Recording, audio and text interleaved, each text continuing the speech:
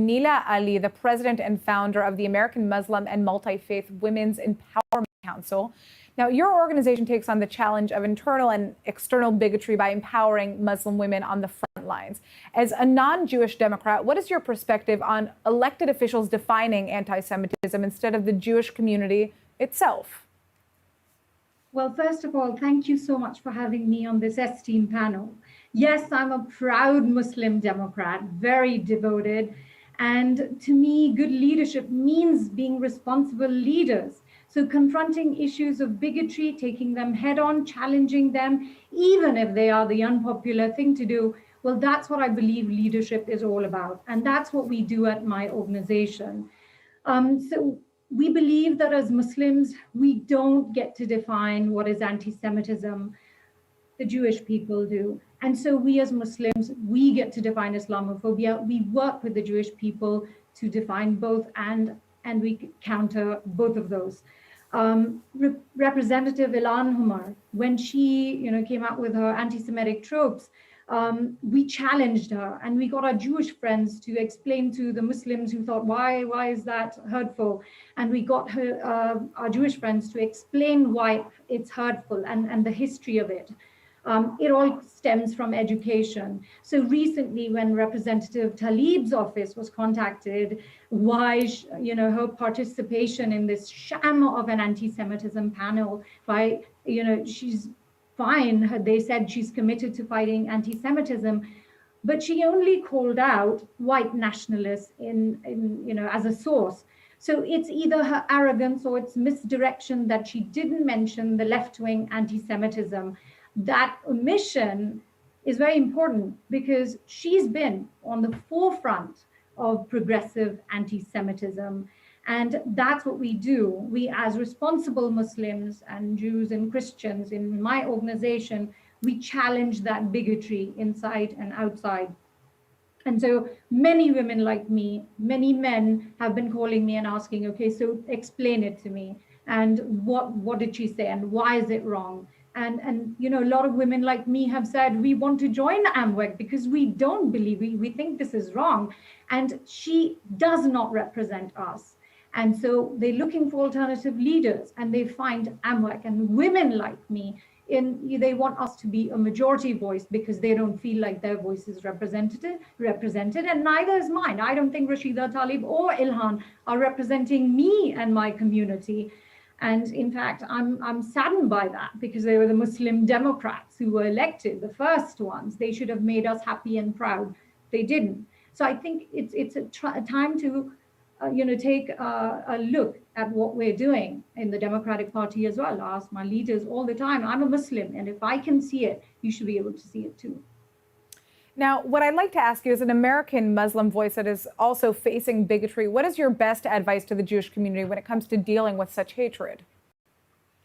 Well, first of all, we stand together. You've got to be a role model. So when we were attacked as Muslims, we had our Jewish friends, rabbis from New York called me and said, we're with you. We're going to form a human chain. We must realize that a lot of the Muslims don't know about Judaism. We just had a panel for Hanukkah. They didn't know why Hanukkah is celebrated. And then they said, okay, we want more education. So I think a lot of things start with educating. We need our Jewish friends to come out there, join us, and help us educate our masses that are here that want to learn. They don't know the difference. And there's stereotypes, unfortunately, really toxic ones that have been going around. And, some of them are like, why don't, I'm not anti-Semitic. I like Jews, but I don't like Zionists. Okay, so then we have to go out and explain with the help of our Jewish friends why that is so problematic and it's anti-Semitic anyway. And all the tropes like Benjamin's, why is it wrong? Jews control everything anyway. So we have to, challenge that. And as Muslims, I feel that I have the moral authority to define what is Islamophobic, and you have the moral authority to define what is anti-Semitic, but we need you to join us, help us change that rhetoric. And, within my own Democratic Party, I'm going out there and saying this has to stop. This progressive anti-Semitism is hurting us. It divided us. Look what it did to our political party. We lost seats because of that. More and more Muslims are calling me and saying, look, this is not right. We don't identify with the progressive politics. And, we love America. And we have Jewish friends, we like them, and we want to join you. So, I'm seeing that movement. And I hope that we all get to talk about it, work with Jewish people. We've done vigils, we've done town halls, we've done events that warm the heart, like lighting a Hanukkah candle, Right. and tell us about it and find common ground. All right, Anila Ali, thank you so much for joining us. Now, I would finally like to turn to a video from human rights activist Natan Sharansky. Let's take a look at what he has to say. I was born and grew in the Soviet Union, where anti-Semitism was the fact of everyday life. But officially, authorities will never recognize that they are anti-Semites or their policies anti-Semitic. They will always speak about class enemies who are not loyal to Soviet Union, who are loyal to Zionist entity. But at the same time, well, the pictures of these class enemies, always typically Jewish from Nazi propaganda. And the conversation is about how these people are controlling financially the world, and how historically these people were always betraying the countries in which they live. At the same time, there was very strong propaganda against Israel. And Israel was criticized the extreme forms of demonization, like was the worst state in the world. But demonization of Israel and the legitimization of Israel was hurting Jews exactly as demonization and the legitimization of Jews for 1,000 years of the propaganda. That's why for us in the Soviet Union, this connection between the attempt to demonize Jewish people and the attempt to demonize Jewish state was very obvious. And that's why it was so easy for me to participate in developing the international definition of new anti-Semitism. Why, if you really want to criticize Israel in order to improve its policy, why do you have to demonize Israel? Why do you have to compare Israel with Auschwitz? Why do you have to deny the right of Israel to exist?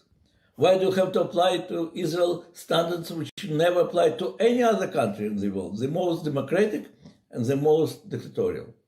As a Jewish activist in the Soviet Union, I became also involved in human rights causes. I became at the same time the spokesman of Jewish movement and the spokesman of human rights movement.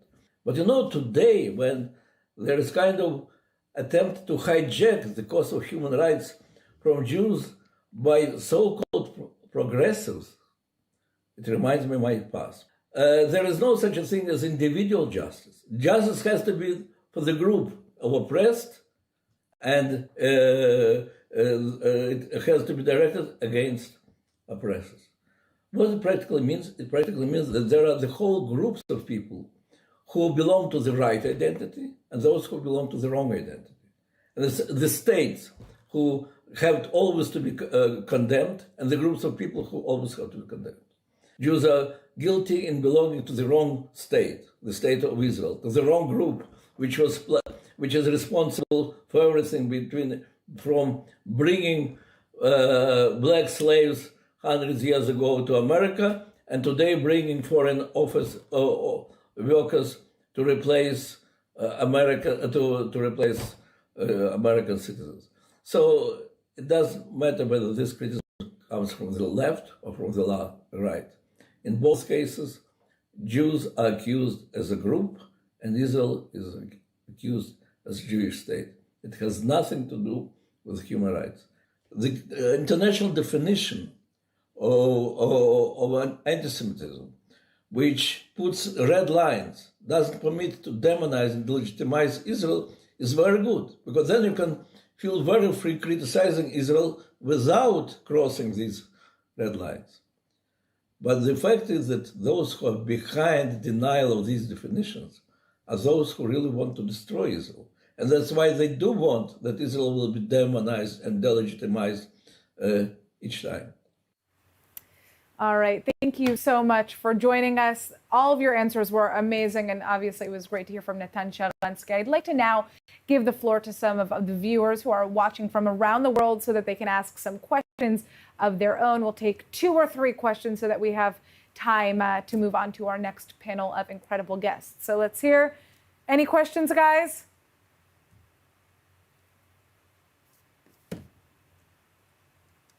All right, it looks like we're not getting, let's see, any sent to us yet. 1 second. Let's see. All right, we're moving on for now. We'll come back to you soon. Don't worry, keep on watching. All right, now, again, I'd like to thank everybody for joining us and giving us their insight. In this era of surging bigotry, Jews are facing increased harassment and violence in a movement trying to redefine what anti-Semitism truly means. Our next guests are going to teach us about the damage done by tokenizing only fringe Jewish voices, gaslighting Jews about their own experience, and redefining anti-Semitism into a hollow distraction rather than doing the work to fight it. We have Rabbi Sandra Lawson joining us. She's an activist, a public speaker, and a musician who has been called the Snapchat Rabbi. She serves as associate chaplain for Jewish life at Elon University, and she became the first openly gay female black rabbi in the world in 2018. We also have Marina Shige with us. She's an indigenous advocate who belongs to the Tewa people of the northern Rio Grande Pueblos in New Mexico.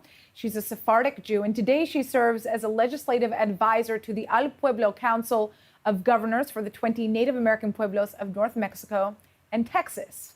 We have Ashagar Araro joining us. Araro is a prominent Ethiopian Israeli anti-racism activist who immigrated to Israel from Ethiopia under the Israeli Defense Forces Operation Solomon when she was just an infant. Araro has served in the IDF. She's recently established an Ethiopian heritage center called Betea as well. And finally, we also have Representative Alma Hernandez with us. Alma is an American politician and a Democratic member of the Arizona House of Representatives since January of 2019. She was the first Mexican-American Jew to win an elected position in American history. Alma has a strong history of fighting for the rights of women battling HIV and AIDS as well. And last but not least, she wasn't the last one. We have Chen Mazig with us. He is a senior fellow at the Tel Aviv Institute, an Israeli writer and advocate. He's the son of Iraqi and Tunisian Amazigh Jewish refugees, and his work focuses on advocating for Jews from the Middle East and North Africa. He was chosen as one of Allgemeiner's 100 most influential Jews in the world in 2018, and he's sitting here right with me, so we're very happy to have you here. Now, before I start with some questions, I'd like to remind everybody watching that if you have any questions or comments, just comment below with the hashtag Jews Talk Justice. We promise we'll answer them and do that to make sure that we don't miss you. Our esteemed guests will have the chance to answer your questions a little later on. Before we get to them, though, let's take a look at this short video about the importance of the IRHA definition of anti-Semitism. Take a look.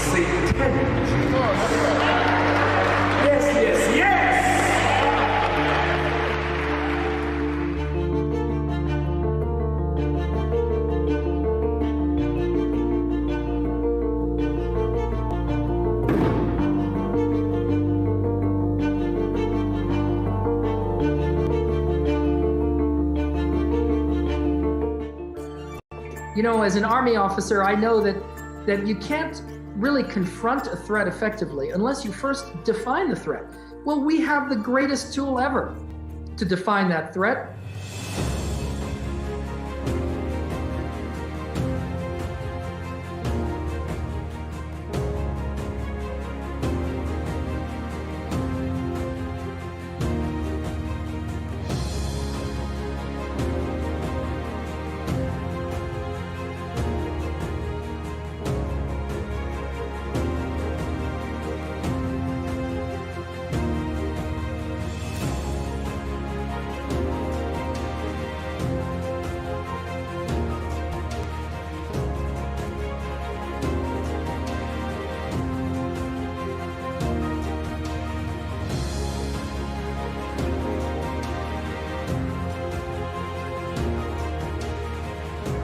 One helpful tool to train law enforcement and educators to identify and combat anti-Semitism is the International Holocaust Remembrance Alliance, or IRA, definition of anti-Semitism. This educational tool can help to sensitize individuals, policymakers, and institutions. And if we can identify anti-Semitism, it makes it that much easier to combat anti-Semitism.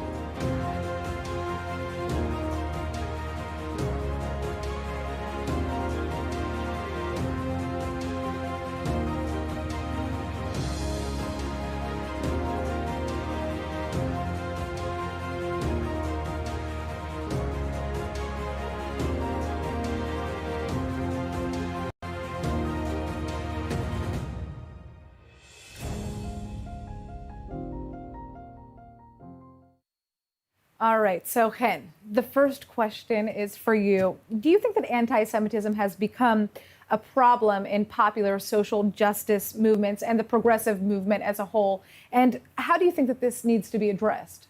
It absolutely has become a problem, not only the progressive movement, both on the left and the right. We're seeing anti-Semitism coming from everywhere, from white nationalists, the deadliest one that is coming from there. But also we're seeing it on the left, we're seeing it in the progressive movement, and I believe that as the progressive movement represents so much and the importance of, look at this panel that we have here, such important voices that are all represented, the diversity of the Jewish community and how we belong to so many different groups and the intersectionality of many of in the Jewish community is super important. And I think that for us, it's just so harmful, and it causes us real distress to feel like our identity is being challenged, and we have to choose between our progressive values and our fight against anti-Semitism. And I mean, it's just disheartening, and it's something that I think another point is that we need to recognize that a lot of other communities, a lot of other marginalized groups are experiencing attacks and racism and hatred towards them. Also, often I see that, not often, but sometimes anti-Semitism is being used as a tool to promote this, and we need to recognize that, and we have to fight against that, and we can't allow anti-Semitism to be used as a tool to harm others. That's for us, I think, for the Jewish community, something that we have to bear in mind, because we need to fight that, and we need to fight it seriously, and we can't allow anyone else to hijack our rights to defy anti-Semitism and to fight it. Absolutely. Now, Sandra, I'd actually like to turn to you, Rabbi Sandra Lawson. First of all, why do you think that anti-Semitism has become a problem in social justice movements and the progressive movement as a whole?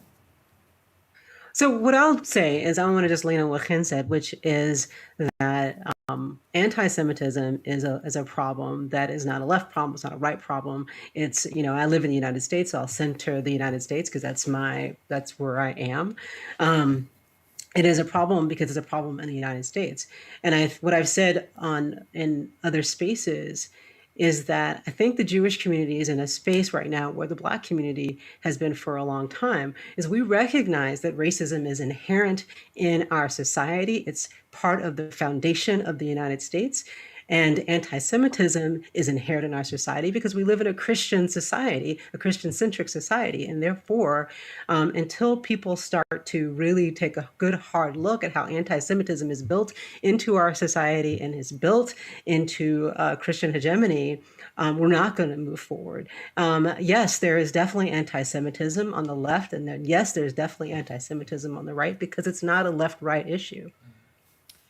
Now, Alma, I'd like to ask you a question. How should Jews address anti-Semitism when it comes from people who are members of other marginalized groups? And I think this also relates to what you touched on here, Rabbi. Should there be a difference in calling out anti-Semitism from a person of color or an LGBTQ person versus a more privileged aggressor? In my opinion, absolutely not. I think regardless of who you are, the color of your skin, what background you come from, if you are engaging in this type of behavior, that's what encourages and emboldens those who are continuing the hateful attacks and the rhetoric against Jews. So I think it should be treated equally regardless of who it comes from and what spaces it's coming from. In my opinion, whether you're a Democrat or a Republican, or you consider yourself a progressive or someone from the right wing, it does not matter. If you're engaging in that behavior, it should not be tolerated. And we should not look at it any differently because of who it is that's doing it. it should all be treated equally the same, which is we should not accept it, and we should do what we have to do in order to stop it. It's an issue that we unfortunately have to face a lot within in many of the circles we're a part of. And yes, there are situations where we have folks who are very passionate, which I'm very passionate as well, but that we shouldn't allow the passion to be what lets us just let people slide and allow them to say things like this. It's something that we need to continue to fight against within our own circles, and no, it should not be treated differently because of who it is that is saying it. I'd like to also just say to our panel here, if you have anything that you would like to say, any responses or any questions of your own to one another, please do jump in. I'll be asking questions, but I want you guys to feel comfortable adding to whatever is said here, because I see a lot of nods of yeses, and I don't know if any no's. I didn't see any of those yet, but maybe we'll see something down the line.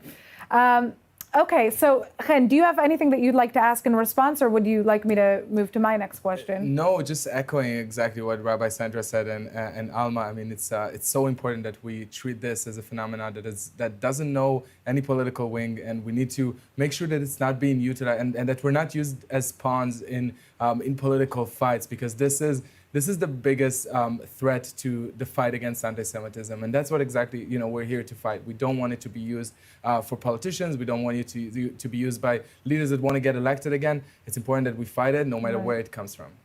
Now, yesterday, Barbara Rasby said that those who support BDS are not the enemy of the Jewish people. Yet over 95% of American Jews are Zionists, according to Pew Research from 2019. So this is very recent. That is just last year. Some would call this a form of gaslighting. Do you think Jews are being gaslighted when it comes to anti-Semitism? And if so, by who and how? Marina, why don't you take that?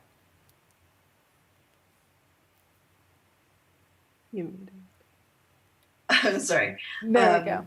We absolutely are being gaslighted. And I think a lot of the issues come from the fact that the education around who Jews are, where Jews come from, the entire narrative about our own history is felt like it's owned by others.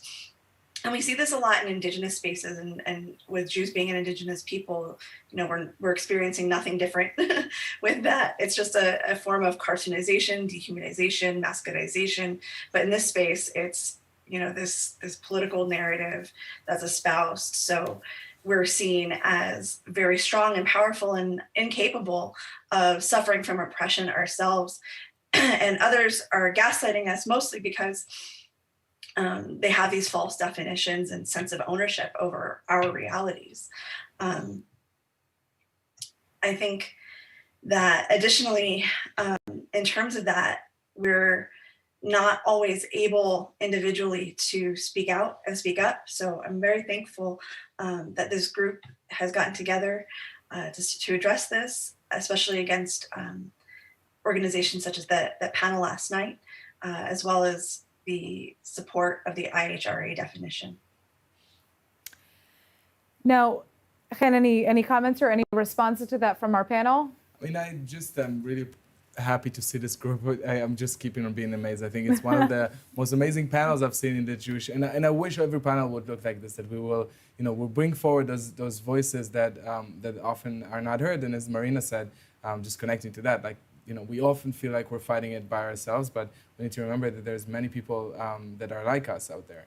Well, yeah, I mean, also just the diversity of the Jewish people, that's something that we see here, right? And it brings me to a question, a hot button topic, something that we discussed a bit before the show. And, we're seeing that one of the main targets of white supremacists is the Jewish community, yet we're also witnessing a conversation about white privilege within the Jewish community.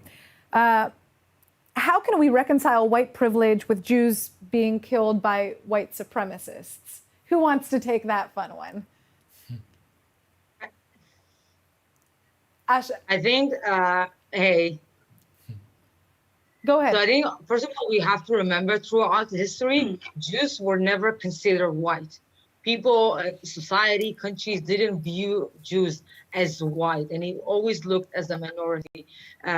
Even in Ethiopia, as Ethiopian Jew, I know from my family experience, my parents' experience, even though they looked like everyone else, they were Black, they had the same African features, the same language, they were still Jews. They were looked at as Jews. They were called falasha in Amharic, which is the strangers, the other ones. They're being told to go back to their home, although they look like everyone else. And this is not a story that only exists in Ethiopia. It's a story that exists in every country where Jews are the minority.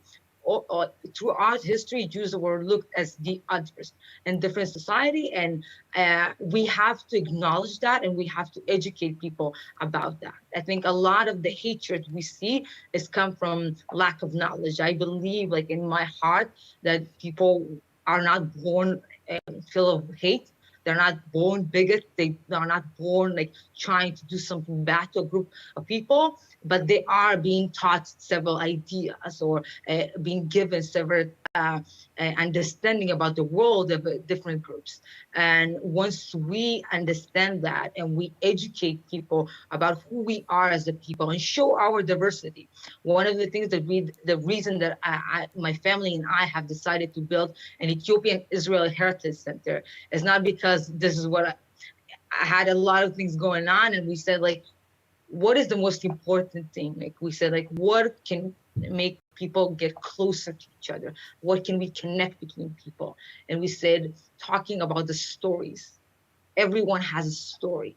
And once you tell the diversity of the story of your community and your people, you shine a light on that. And this is our responsibility as Jewish community to tell the diverse stories of our community. It could be Ethiopian Jews, North Africans, and every different minorities that we have. It's our responsibility. And by that, just by doing that, we educate people about the fact that Jews are not only white and the diversity in our community and our history. I see some nodding. Any responses to what Ashagar had to say? Rabbi?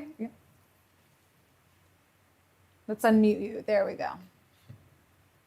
I also want to say I was a little nervous when we started, but I just want to say thank you so much for putting this panel together and for having us. And I know I have students watching and parents watching, and so this is pretty cool. And I hope they still think it's cool after. I think so. But what I want to say is that, first of all, I know this is a really diverse panel, and I'm really speaking centered for me personally, from my perspective as a Black woman living in the United States. And to understand white privilege, first of all, you have to understand how whiteness has evolved and who's been allowed white. The first people who came to this country and created this country as the United States were white in the sense that they were from Great Britain. No other European group was allowed into whiteness. You had to generally be white, male, and own property. You had to be from Great Britain. That meant that Germans, Italians, all those other folks that we now considered white were not allowed into whiteness category. Then over time, those European groups, of course, were allowed into whiteness. And when Jews came to this country, no, Jews were not considered white. But over time, Jews who were coded as white or looked white were allowed into white privilege. That has a lot to do with assimilation. Eastern European Jews assimilated into American culture at a price. And I also want to say that privilege is not about the things you get. Privilege allows you to not see the suffering of others. It allows you to not see or have empathy for others, or not to just be blind to diversity, or be blind who's absent. And so for Jews who benefit from white privilege, or Jews who present as white, can be white and also suffer from anti-Semitism at the same time. Both those things can be true, which means, yes, you could be white, and at any point in time, that whiteness could be taken away because you're suffering from anti-Semitism. This is so perfectly said. Yeah, it's just very well said. Alma, do you have something that you want to say? I kind of see you nodding, and it looks like you have something to say. Yes, and it kind of goes back to the previous question as well, and I should have probably done this sooner, but I waited a bit. But it all kind of ties together, and I think we have to really be honest here and kind of point out the elephant in the room, right? We have Jews from our own communities who, in my opinion, self-hate and create a lot of these conversations that not only bring hate, but also anger within our community. So I think it's important for us to also acknowledge the fact that we have members of our own community who unfortunately do things that make things worse for us. You see in many different circles. But I'm seeing it a lot recently, especially with the panel yesterday and just in general. We're noticing that many Jews who are wanting to be a part of something, wanting to feel like they are supporting a cause or being a part of a movement, have really turned and started doing what I call self-hating. And it makes it very difficult for all of us who are trying to combat anti-Semitism and trying to combat all of these issues that we face, when we have people from our own communities who are really bringing a lot of this rhetoric towards us. So I just wanted to mention that, because I think it's important for us to also acknowledge that it's an issue within our own community. And it's not just people from outside the Jewish community, unfortunately, but it's something that really is affecting us. And I think it's important for us to acknowledge that, unfortunately, we have Jews who sometimes make it worse for our community.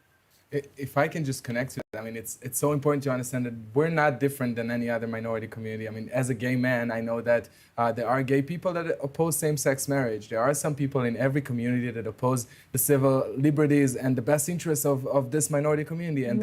And they often being paraded and pushed forward by the media, and it's done for a specific cause. So we need to stay focused, and we shouldn't, as you said before, we shouldn't get gaslighted. We just need to remember what matters. And those people do not represent us, and we know that.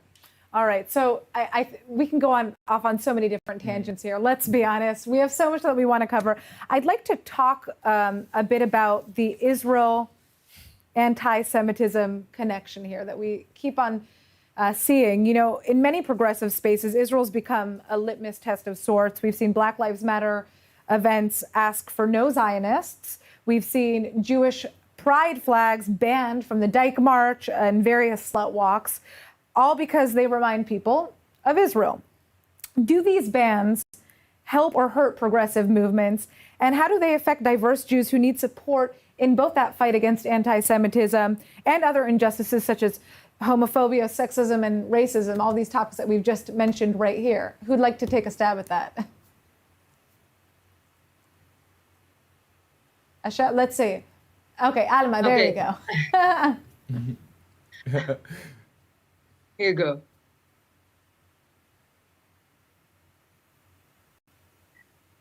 Okay, perfect. Sorry, I was. I apologize. No worries. What I was going to say is you know, it. Absolutely, I think it makes things much more difficult. There are many people like myself who identify as a very proud progressive. I also identify as Jewish, and I don't think I should have to leave and check one or the other at the door when I'm trying to be supportive of a movement. You know, it's become something fairly, in my opinion, you know, very rampant and recent within the progressive movement. Again, I'm a very progressive Democrat in Arizona. If you look at my voting record, I mean, everything that I do is pretty progressive. And, you know, being told that I have to choose between being a part of the progressive movement and supporting Israel is just something that I'm not willing to compromise on. Mm-hmm. And I don't think any of us should have to compromise on that. At the end of the day, you should be able to freely express and support what you do, which is part of the reason why I don't tell people you can't be pro-Palestinian, you can't be pro-Israel, and you can't be progressive. I feel that I'm all of the above, and you can be that, and you shouldn't be told or allowed, you know, to have people change our minds because they don't like the way it looks. And I think at the end of the day, if we continue to allow people to tell us that you have to be one or the other, we're never going to, you know, make any progress. But it is something we're seeing a lot in the progressive movement. Unfortunately, I have to have many conversations with not only colleagues of mine, but also other elected officials who jump on the bandwagon sometimes without realizing how much it affects all of our communities. And I just want to remind people one thing is when we're talking about all these movements, Jews were typically the first ones that were there in support of these, you know, not only progressive issues, but human rights issues. So it's unfortunate that we get left out because we support Israel, and it shouldn't be that way. Marina, I also want to say, I'm sorry, I think it's really important because I also sit at the middle center of progressive spaces. I kind of have to, that whole Black queer thing. But, you know, for me, education is important. And and I'm not making excuses for anti-Semitism, but sometimes it's so ingrained in our society that people often don't know where it comes from. I'll give you a wonderful example. A year or two ago, I had a conversation with a student who made a comment about a Christian student. I believe in the loving God of the New Testament and not the wrath of the God in the Old Testament. And I just said, ouch. And then we had a conversation. But what I unpacked from that conversation is that, I didn't say this to the student, I said this to one staff member, is that that's anti-Semitic. That's how ingrained anti-Semitism is in Christian society. And so just educating people in the spaces that we are, the same way that Black people do, the same way that queer people have been doing, why your statement is anti-Semitic, or why I perceive your statement as anti-Semitic, and why this is hurtful, especially if you're in relationship with people. And that's the thing you have to decide. If I want to be in a relationship with someone, and I want to work with someone, then I need to take the time to educate them, because a lot of times people just don't know. And there are differences between just outright hate and outright ignorance. And I'm not interested in having conversations with people who want to hurt me. I am interested in having conversations with people where we're moving towards the same goal, and they just may not have an understanding of history. Right. Now, Marina, I'd like to give you the floor as well, because you haven't spoken. Then Ashagar, I see you, girl. We're going to get back to you. Thank you. I was just going to add that the banning of Zionists from these spaces, again, takes authority over our narratives. And the definition of what Zionism is, this is a word that has been used by the Jewish people for over a millennia. It's not something that is just modern popular politics or popular activism. And no one is taking the time to really understand a broader view of these things. I do a lot of education in my own community about how Zionism is just a tribal sovereignty movement, and how this is for the self-determination and preservation of the Jewish people, which is not against anyone else. And understood on those terms, we can move forward in conversations. But if others are trying to place it as, as a point of oppression, or an ethno-state supremacy movement, it becomes very difficult to move past that. And so I think collectively, when those bannings happen, especially in these progressive spaces, we do need to speak up more often and more firmly about the fact that these definitions are altogether wrong and problematic and contribute to bigotry. And Marina, I want to ask you, how is Zionism viewed within the Native American community? It's very negative. It's very negative. There's just an abundance of anti-Semitism that is guised as anti-Zionism in the Native American community. And that there's a long history of this, stemming from the time of the American Indian movement and people coming in and educating Native Americans that anti-Zionism was representative of the same fight that they are battling here in the United States. So now it's multi-generational. Now parents have taught this to children in some communities. And it was just a wrong definition that was taught to them to begin with. But Native people are very loyal. Again, we're tribal peoples. So people who have come into our communities and made those efforts, we tend to value that outreach, and we don't have that outreach from the Jewish community. We don't have the support for Native issues from the Jewish community, so they're not seeing any other side to it. So it's just a point of ignorance, but it's a difficult one because it is very strong and passionate. That's very interesting. So Ashagar, I want to get to you. I also would like to ask you a question that's related to what I just asked before. How can we help people distinguish between legitimate criticism of Israel and anti-Semitism? In every conversation that I have, a lot of time when I meet with students, it could be very emotional. People come across very aggressive.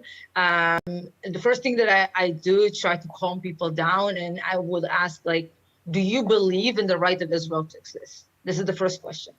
Do you believe in the right of Israel to exist? We're not talking about the borders. We're not talking about Israel government. We don't talk about anything else. We're talking about the basic right of the Jewish people for self-determination.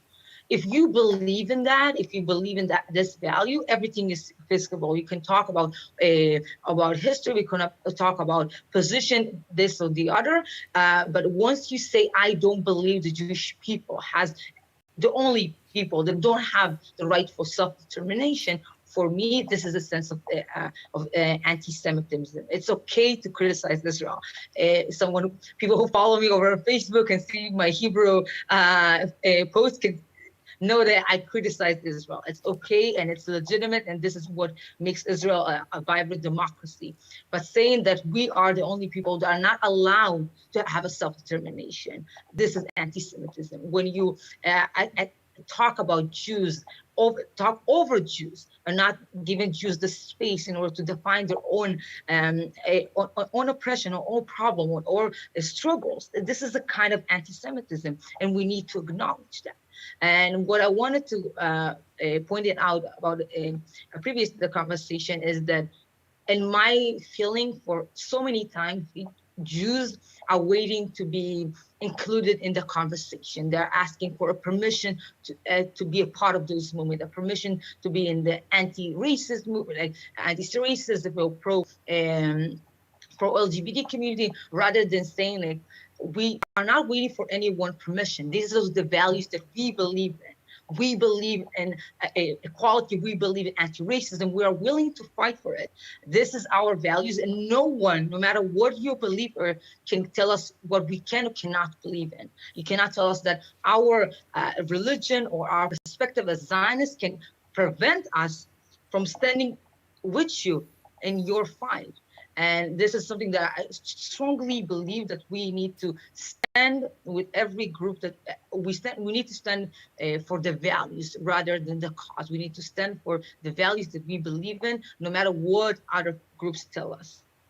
All right, Shagar, beautiful breakdown, really beautiful breakdown. We have some questions from our viewers that I would like to get to, because I want to make sure that if you're watching, if there's anything that you would like to ask, any comments, anything that you'd like to say, please comment below. There's a hashtag Jews Talk Justice. Don't forget to include that.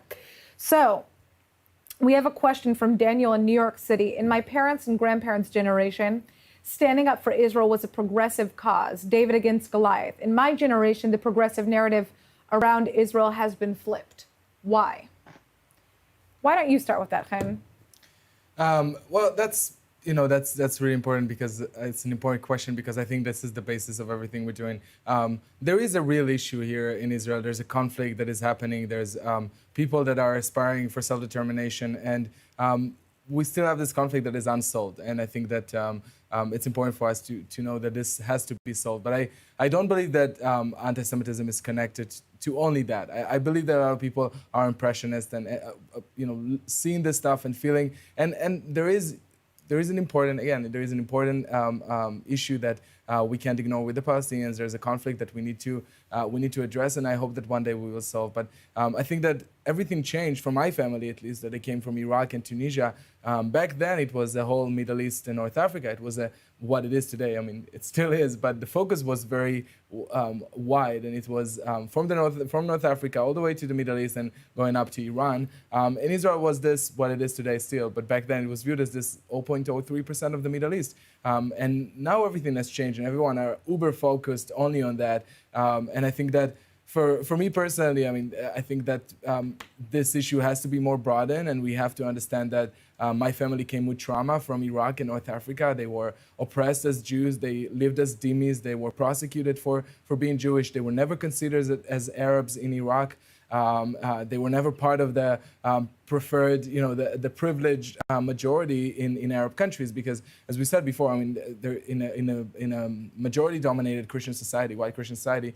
This is the preferred person, and the same is in Arab countries and Muslim countries. So I think we have to center this narrative back again and make people understand that this conflict is not just about our fight, our conflict with the Palestinians. Is something much greater that is concerning the whole Middle East and North Africa. Now, I actually, well, first of all, would anybody like to answer that question as well? Right. No? Okay, let's move on to the next question that we have here from Michelle in Washington, D.C. And then I'd like to get back to less Israel talk, but more of anti-Semitism specifically within the United States. What are the positives and negatives of having anti-Semitism addressed collectively with other forms of racism and not as a unique hatred? That is a question from Michelle in Washington, D.C. Rabbi Sandra? Yeah. Oh, Alma. I think, Okay, Rabbi. okay. There we go. Well, what I think is that what my concern is that we get into what I often hear people say is oppression Olympics, and that racism and anti-Semitism, both bad, horrible, function very differently in our society. And speaking generally, racism historically was about capitalism. Black people were brought over in this country as property, as slaves, were not seen as human, and historically, anti-Semitism in our country has to do with scapegoating.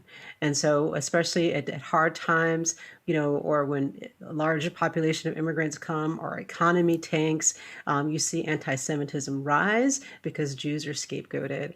And so I think the more that we understand the variety of ways that marginalized groups suffer, instead of putting them under one umbrella, then we can start to tell a fuller story of how our society functions, and we can tell a fuller story of our American history. Anti-Semitism, racism, sexism, xenophobia, I could go on, are all just bad ways that we treat people in our society, and we need to look at all of them, but also see how they play out in our society and how they're designed that we privilege one group of people over another. And also marginalized groups get pitted against each other, and so that people who have power and privilege don't have to pay attention to it because we're too busy fighting amongst ourselves.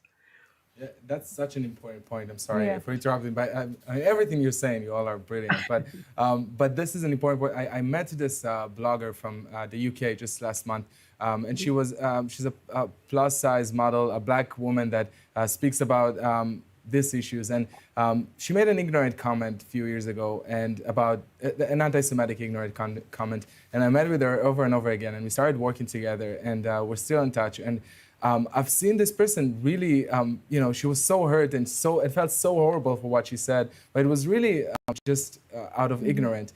And the more we spoke, the more I was open to the type of racism that she's experiencing that I can't see. I mean, I can understand, I can try, and I can listen, but I cannot fully understand ever. But that's my work, to listen to what she's telling me and her experience and try to connect to it. But what I've seen from her is that really, in white-dominated societies, black community is being treated as being dehumanized into a lower level, and Jewish community is being superhumanized, I would say, like as if they have superpowers. They control the bank, they control everything, and there's this divide between the black community and the Jewish community that are both being attacked by the same people that just want us to fight each other. And I think that's really important that we recognize it and not fall for it. It's very interesting. Alma, I saw that you wanted to say something before. I see that hand. Yeah, just very quickly, I had a bill last year that I introduced here at the legislature in Arizona that would basically adopt the definition that we were just talking about. It became very controversial, as I'm sure you can imagine why. But one of the main things was I was being told by my colleagues that I should add that we shouldn't just focus on, something like the Holocaust, that we should add in all the other issues. So what we did is we ended up adding, defining anti-Semitism and other,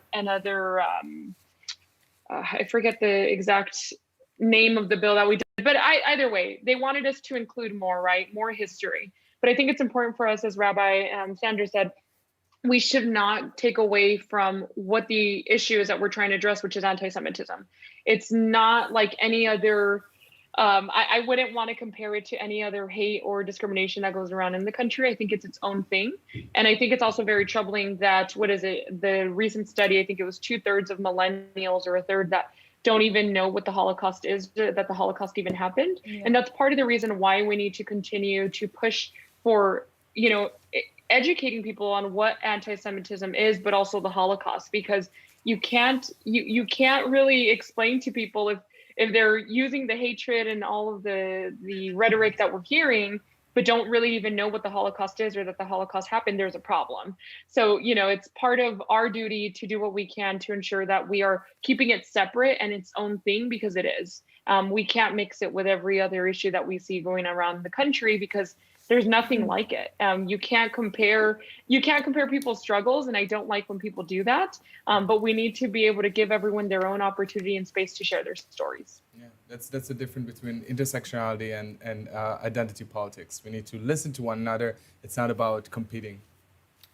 All right, so what I'd like to do really quickly before we move on to our next question is just reintroduce everybody who's here for those of the viewers who have just joined in. If you could give us a full screen of our 4 guests on Skype. There we go. Okay, so we have Rabbi Sandra Lawson down in the corner over there. She's an activist, a public speaker, and a musician who's been called the Snapchat Rabbi. And she serves as the Associate Chaplain for Jewish Life at Elon University and became the first openly gay female Black rabbi in the world in 2018. We have Marina Shijay up top on the left there. She's an indigenous advocate who belongs to the Tewa people of the northern Rio Grandes Pueblos in New Mexico and is a Sephardic Jew. Today she works as a representative for the Pueblos Council, right, in New Mexico, and represents 20 different Native American communities. We updated your intro here, so sorry if I got that wrong. We also have down in the left corner, Ashagar Araro joining us. She's a prominent Ethiopian Israeli anti-racism activist who immigrated to Israel from Ethiopia under the Israeli Defense Forces Operation Solomon when she was just an infant, and she served in the IDF. She recently also established an Ethiopian heritage center called Betea. We have Representative Alma Hernandez with us all the way up on the top on the right. She's an American politician and a Democratic member of the Arizona House of Representatives since January of 2019. She was the first Mexican-American Jew to win an elected position in American history, and she has a very strong history of fighting for the rights of women battling HIV and AIDS. And last but not least, of course, we have Chen Mazig here in the studio with us, guys. He's a senior fellow at the Tel Aviv Institute, an Israeli writer and advocate. He's a son of Iraqi and Tunisian, amazing, Mazig, Jewish refugees, and they're also amazing. His work focuses on advocating for Jews from the Middle East and North Africa, and he was chosen as one of Allgemeiner's 100 most influential Jews in the world in 2018. So I hope that was clear for everybody who didn't hear our introductions beforehand. I'd like to turn to Alma for a question, actually, and then I'm going to get back to some of the questions that we have from guests. Can we pull our ladies up here? Oh, it looks like we lost them for a second. I'll just add that it's important that everyone will follow all of those activists. It's not that they can, they should follow each one of those incredible women and you as well. On social media, you can look up their names. I think it's very important to listen to those voices on social media. And I mean, you know, we have an opportunity now that we're all close at home and the internet is the only place we can go to. So, so that's a great opportunity to learn more and to listen to diverse Jews. For sure. All right, guys. So make sure to follow all of these brilliant women and, of course, Chen. Now, I'd like to ask you, Alma, a question about politics and anti-Semitism. Oftentimes, anti-Semitism is treated as only a right-wing issue or only a left-wing issue, when in fact it takes place on both sides of the aisle. How does anti-Semitism differ within right and left-wing circles? And what kind of anti-Semitism do you think is the most important for us to address? As I mentioned earlier, I think it should all be treated the same, regardless of who says it. I'll tell you personally, being an elected official and working with members from both sides, I've seen it on both sides. And it's never different. You know, it's the same rhetoric, it's the same type of hate, but used with different words. But it's the same. Ultimately, it ends up being anti-Semitic. You know, I've had members compare from the other side, not from the Democratic side, but from the Republican side, compare my vaccination bills to the Holocaust. You know, I've had members in committee allow me to be called a Nazi because I'm trying to encourage people to vaccinate their children. You know, I've been called some pretty horrible things, but being called a Nazi and being told you're trying to start a Holocaust because you want people to be vaccinated, it makes things difficult when you're trying to work and improving, you know, our communities. And my background's in public health. That's my duty.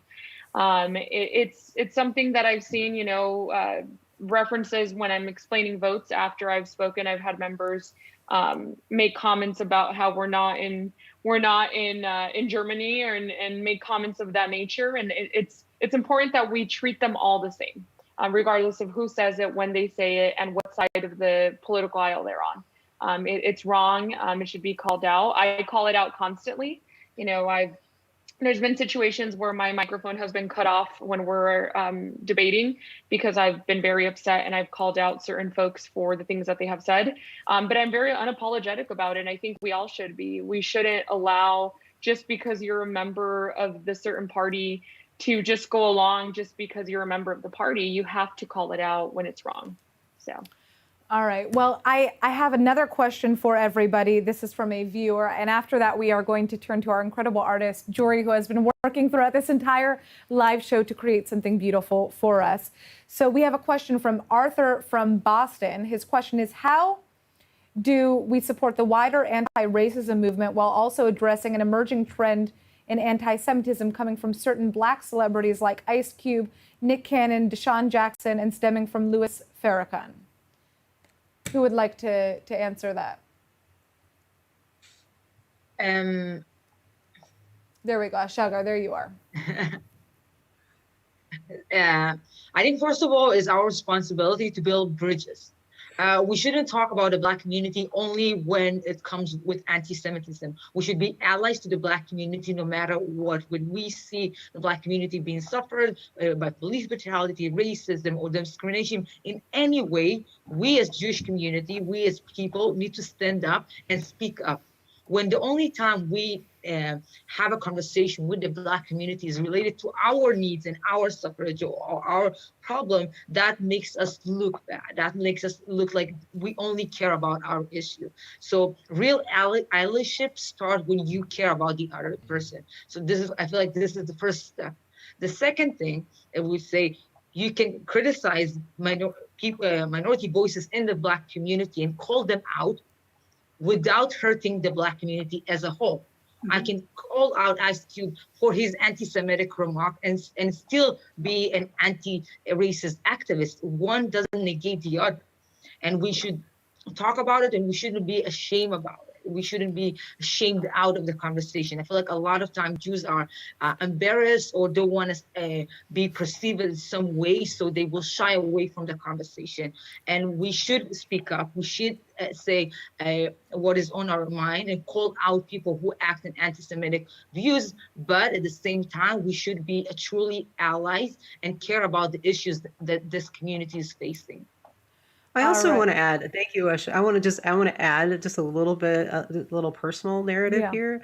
I'm not a celebrity watcher, and that football player and like those other folks that you mentioned, when that football player said whatever he said, and I had a number of white Jews send me his comments and with like, what do you think about this? I'm like, first of all, why are you sending this to me? And it's clearly anti-Semitic.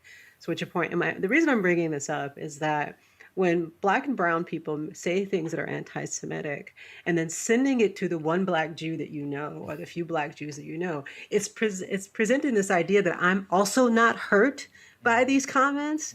And so, and I just like, which I've said before, and we've all been saying that, people in this country are worldwide are anti-Semitic because we live predominantly in a Christian-centric societies. And anti-Semitism is old, it's ancient, and many people often don't know where it's coming from. But just saying that, like, just from a personal narrative, people send me those messages that I wouldn't see otherwise, and then wanting me to say that it's anti-Semitic when it's clearly anti-Semitic. All right. Well, Rabbi, I want to say to each of our guests here, finally, we can see you all together. Thank you so much for taking the time to join us and give us your insight. Everyone comes from such unique backgrounds. And before we end our time with you, we would like to actually ask you to give your Hanukkah wishes. We are in the midst of the Jewish holiday of miracles, of course. We can't leave that out of this conversation. So what are your hopes, your wishes for the future? Every person has the right to answer with 1 to 2 sentences, nothing more, because unfortunately we've got to wrap up, so keep it short. Why don't we start with Ashagir? Okay, I just had a birthday this Friday, so I had a lot of wishes. Thank you. I'm 30 years old. How crazy is that? No way. You look great. Thank you. This is the black skin, you know. Okay, so I think when we came and built the Beta Center, it was all about education and create connection between people. So for next year, I hope to educate as many people as possible and connect and truly connect with many people as possible. This is the only thing that I wish for myself. Alma, what about you?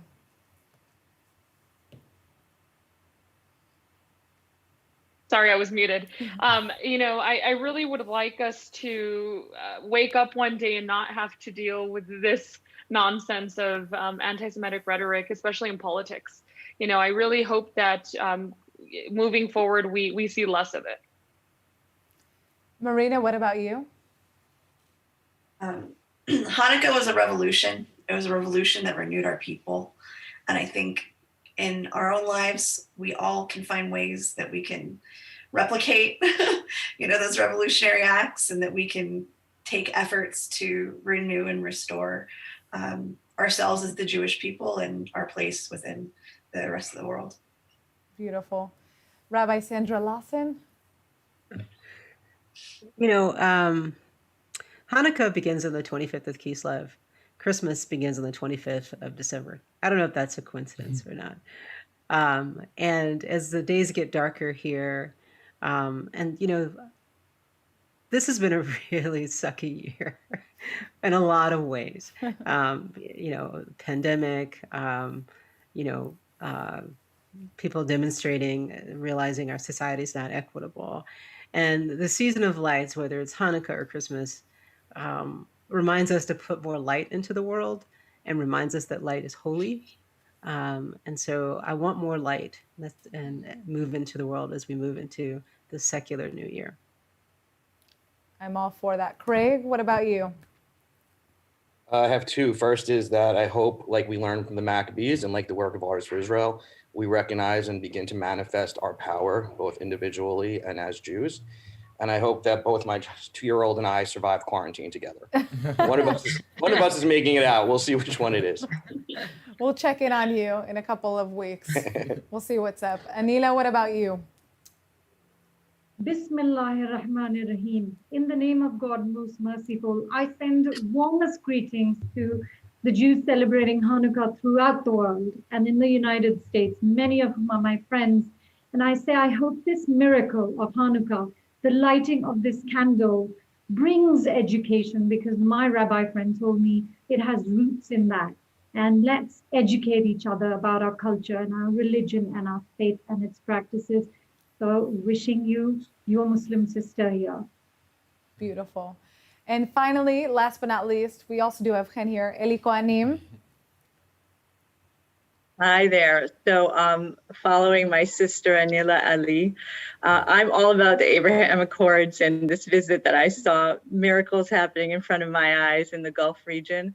And so my wish for all of us for Hanukkah and every year after that is that the light that is spreading in the Middle East truly spreads to every corner of the globe, because today Jews walking in the streets of Dubai are safer than those Jews walking in the streets of Europe. So I hope that the brothership and sistership between Jews and Muslims in the Middle East can really serve as a model for people everywhere. And so wishing everyone happy Hanukkah. Beautiful. And Chen, we can't forget you. Well, I wish I could keep this panel going for another 2 hours. But honestly, I mean, everyone that we just heard today is just incredible and so inspirational. And I think my hope is that us as Jewish community will start listening to everyone, that will allow representation to everyone and make sure that no Jew feels like he's left behind, and that we'll fight anti-Semitism until it's over. Beautiful. I mean, I think that's an important statement that needed to be said, especially as we wrap up this session.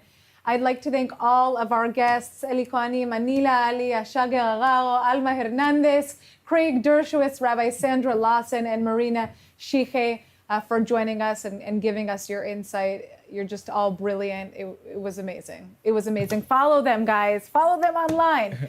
Now, before we end the show, let's turn back to Juri, our artist who has been busily painting throughout this entire event.